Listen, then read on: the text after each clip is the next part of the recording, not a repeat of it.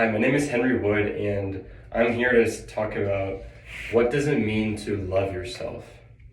My senior year, there was a sophomore named Richie who passed away due to suicide. It sent a lot of shockwaves around the school and around me too, but I also didn't know him personally, so it didn't affect me that much, but it did really make a question pose in my head, which was, what does it mean to love yourself? My sophomore year, I also dealt with a lot of loneliness. I had a lot of desires of wanting another person, like a girlfriend for the first time. But I was very at the time conventionally unattractive and didn't have a lot of self-worth, didn't have a lot going for me as well as far as conventional attractiveness and how I treated others, how other people treated me, my desires, my goals, things like that. And so it kind of left me sitting with this desire of wanting another person for a long time.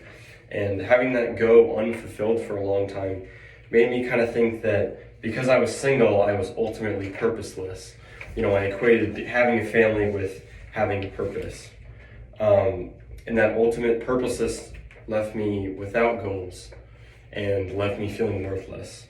And that culminated into the idea of passive suicidal ideation.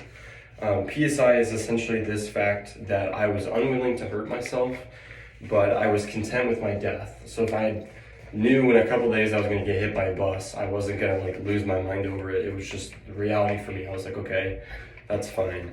But I was never going to be the one to do it because I knew my death would massively impact many people, and I didn't want my pain to be distributed out onto other people. But at the same time, I still didn't want that present pain.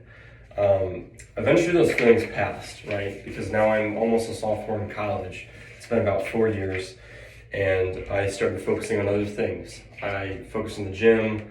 I focused on my Christian faith.